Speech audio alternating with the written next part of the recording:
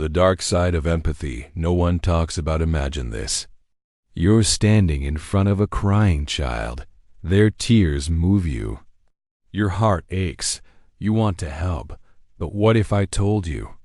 That same feeling of empathy, the very thing that makes you human, could also be used to manipulate you, control you, and even destroy you.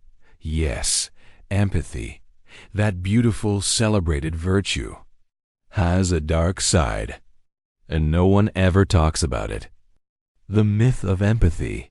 We've all been told the same story since childhood. Be empathetic. Put yourself in someone else's shoes. Feel what they feel.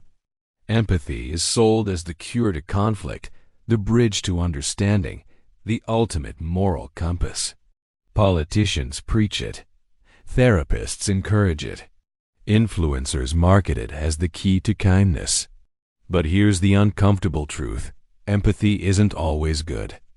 In fact, in certain situations, it's dangerous. Why? Because empathy isn't the same as compassion. Compassion cares for others, but empathy absorbs others. It makes you feel their pain as if it's your own, and when that happens, you become vulnerable. Empathy as a weapon. Let's look at how dark psychology twists this. Manipulators, narcissists, and abusers, they love empathetic people. Because empathy can be weaponized. A narcissist knows that the more you feel their pain, the more likely you are to excuse their cruelty. An abuser cries and plays the victim, and your empathy pulls you right back into their control. A scam artist shows you heartbreaking photos of suffering children, and suddenly you're handing over money without a second thought. Empathy lowers your guard. It bypasses logic. It makes you emotionally hijacked. This is why con artists, toxic partners, and even entire political systems rely on empathy. They don't want you to think. They want you to feel. The tyranny of empathy, but it goes deeper. Think about the last time you felt emotionally drained by someone else's suffering. Maybe you couldn't sleep because of a friend's problems. Maybe you spiraled into anxiety after watching the news. Maybe you even ignored your own needs to save someone else. That's the tyranny of empathy. When you're too empathetic, you stop living your life. You carry the emotional burdens of everyone around you until you collapse under the weight. And society doesn't help. We live in a culture where constant exposure to suffering, through media, through endless bad news, turns empathy into exhaustion. Psychologists call this empathy fatigue. You become so overwhelmed by other people's pain that you either burn out or you shut down completely. When empathy turns dark within you, but here's where it gets truly disturbing. Empathy doesn't just make you suffer, it can make you cruel. Think about it. When you empathize deeply with one person, you may dehumanize another. Soldiers at war feel deep empathy for their comrades, which fuels hatred toward the enemy. Politicians stir empathy for our people to justify violence against them. This is the selective dark side of empathy. It's biased. It makes us care more for the few who look like us, think like us, belong to us, while ignoring the many who don't. So empathy, ironically, doesn't make the world more fair. It often makes it more divided. The neuroscience of manipulated empathy. Science backs this up. Studies in neuroscience reveal that empathy activates emotional regions of the brain, not rational ones. It's fast, visceral, and instinctive, which means it can be hijacked. Advertisers know this. That's why charity campaigns don't show statistics. They show a single starving child. Because your empathy doesn't respond to numbers, it responds to faces, to eyes, to raw emotion. Politicians know this. They don't just argue with facts, they tell stories. Stories that grip your empathy and steer it toward their agenda. And abusers? They've known this trick forever. They know that a tear at the right moment, a story of their trauma, a well-timed apology, can reset your forgiveness. The addiction to empathy. But here's something even darker. Some people get addicted to empathy.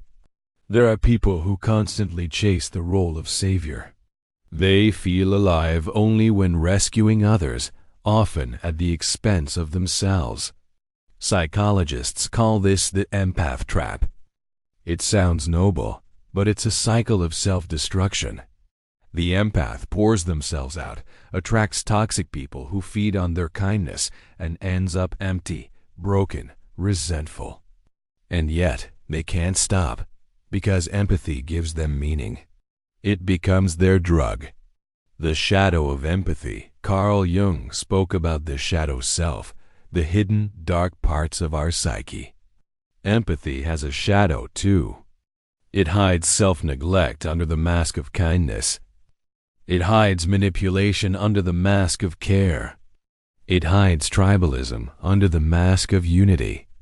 The shadow of empathy whispers, if you don't feel this person's pain, you're a bad human. And so we abandon boundaries, abandon reason, abandon ourselves. The alternative: compassion with boundaries. So what's the solution? Should we just kill empathy? Become cold, detached, unfeeling machines? No. The answer isn't less care, it's wiser care. Compassion is different from empathy. Compassion says, I see your suffering, I acknowledge it, and I will help if I can without losing myself in your pain. Compassion feels for others while staying grounded. It empowers rather than drains. It helps without enabling. This is what psychologists and philosophers argue we need in the modern world, not blind empathy, but conscious compassion. Because empathy without boundaries is self-destruction. But compassion with wisdom, that's strength. Turning the dark into power. So how do you protect yourself from the dark side of empathy? Set emotional boundaries. You can care without carrying someone else's burden as your own. Notice when your empathy is being hijacked. Ask, am I being moved by truth or by manipulation? Practice selective compassion. Help when it's sustainable. Say no when it's not. Balance empathy with reason. Feel but think.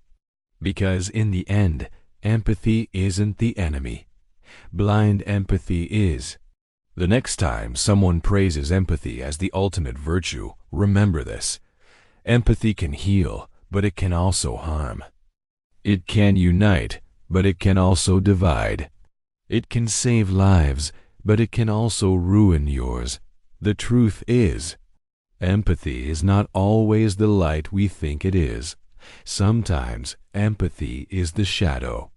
And the question you must ask yourself is, are you controlling your empathy, or is it controlling you? You've looked into the mirror, but what you've seen is only the beginning. The real power lies in questioning what you've been told and confronting the shadows within yourself. Don't just follow. Think, question, awaken.